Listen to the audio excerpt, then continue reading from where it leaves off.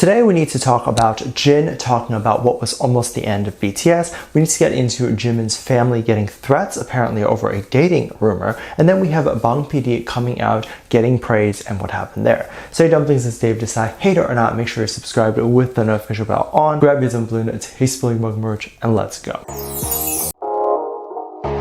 If you're not aware, BTS members dropped their behind-the-scenes documentary thing. This absolutely shook the fandom to their core, as we are very excited to see BTS in a way that we've never seen them before. And I have no idea if this is because we miss BTS so much or whatever it is, but it absolutely feels very different. It doesn't feel like the same as the other behind-the-scenes documentaries that they have put out. It feels juicier. There was a moment that recently went viral in a good way with Bang PD, and he is earning a lot of praise. So what happened? It seemed like Bang PD had invited the BTS members either to his home or someone's home, and Bang was telling each of the members about the success of HYBE.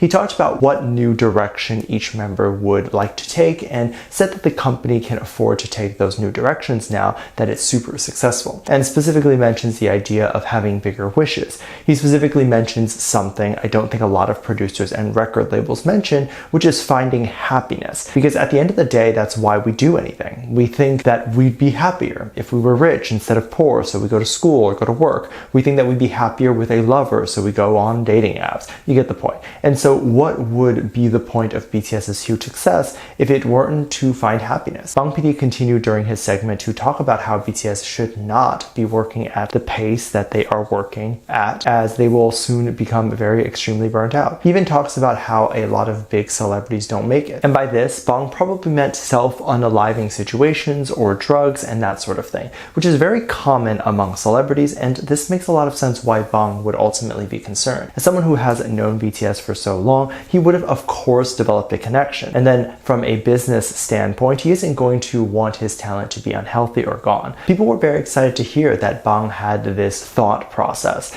and we're talking about how much they have the utmost respect for him. However, this is funny to me because just yesterday, the day before, and even the day before that, everyone was up in arms about how Bang is a terrible person and how HYBE is extorting BTS and overworking them, and just the whole 9 yards. In fact, it's so random that nothing in the news could happen that day, and then you'll see Bang PD trending with people telling him to go die because they think he's overworking BTS, even though they're in the military. However, after this video, I didn't see a apologize to HYBE trend. Can we make that happen? Because I've said so before, the pushing of an artist is them doing that themselves. A label can be like, you are indebted to us $1 million, but if that artist or idol doesn't really care about being famous anymore or being a singer anymore, they won't push themselves. For example, let's say it's a girl idol. You can't legally stop her from eating. You can't drag her legs and force her in the dance room, and even if you do, you can't force her to dance when she is in the dance room because you can't touch her. So if you see an idol really sort of taking on the pressure, it's because they care. It's not the label forcing them. No one is forcing them to be famous.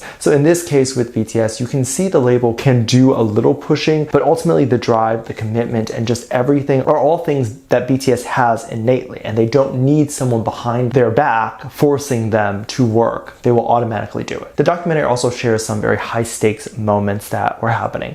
One of the biggest fears for any artist or creative person is becoming a sort of one-hit wonder. Obviously, the timeline in which this documentary was taking place, BTS was well past a one-hit wonder, as they had already had hits under their belts, but they were still not that big yet, and they didn't want to lose the momentum of that. RM talked about how BTS was feeling right after Boy in Love. They were all feeling like they were in the clouds with how successful the song was compared to anything else they had ever done, but artists can never enjoy that feeling for too long, as they don't want to just have that one hit and then the next one flop. And as big as an artist can get, they can still create a song that won't do as well. RM also talked about how if the next single doesn't hit, they feared that would negatively affect the company. HYBE was definitely not public at the time, but they could have had investors, and investors look at things like how an artist follows up after their hit and things like that. BTS followed up with their song Danger, and they ended up not only not winning first during an award show, but the song apparently left charts in just one day. They got a lot of initial traction from ARMY, but then the song didn't appeal to a lot of people outside the fandom and ultimately wasn't one of their biggest hits. RM talked about how this was a bit of a big fear for them that came true.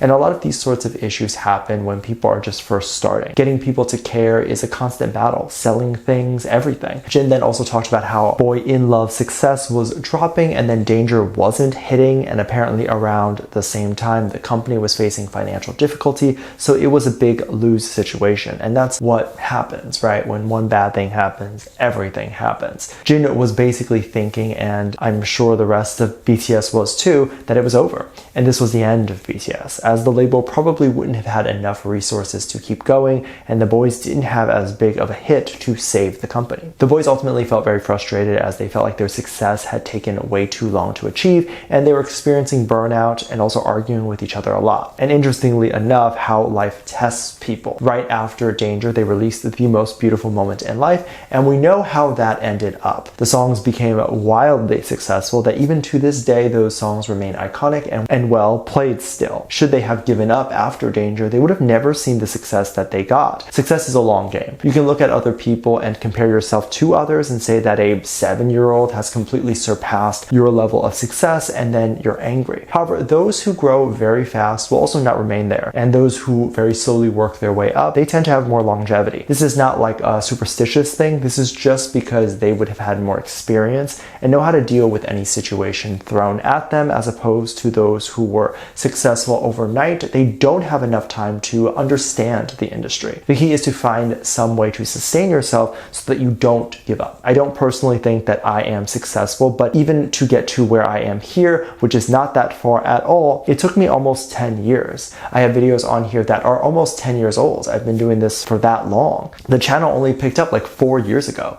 This is also why it's so sad when I hear that idols that have been working for so long are getting hate, because people aren't understanding that the sheer act of not giving up is already something that is so difficult to do, and especially to get threats or attacks which no one deserves. Jimin's family was apparently getting threats, according to some fans online. I was very shocked to hear this. But then it makes sense because Jimin's dad is actually somewhat of a public figure. Jimin's dad owns a cafe, and so he is visible and people can reach out to him. While it makes sense for K-pop, it's not something logical to have happen to anyone. So what were the threats about? Well, recently there's been some interactions between Taeyang and Jimin. The ship is called Jimin, mashing both names together, and they recently posted a video of them hanging out and doing silly things at HYBE studio. Now, because Jimin interacts with both Taeyang and Jungkook separately, anytime he interacts with either one, there's another subset of shippers who are upset. And they recently posted a video of them hanging out and doing silly things at HYBE studio. Now, because Jimin interacts with both Taeyang and Jungkook separately,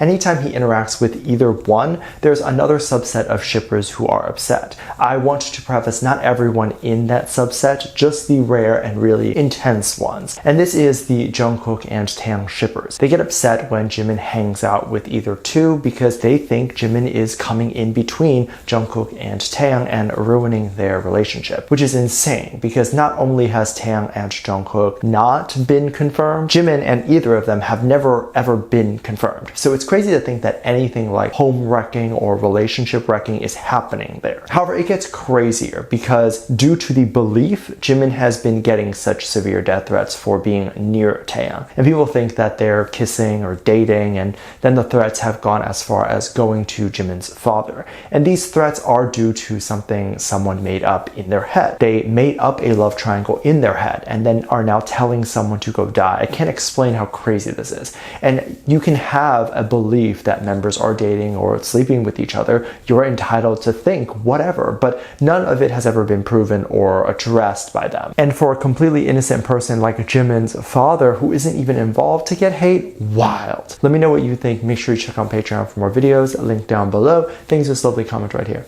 Love you, bye.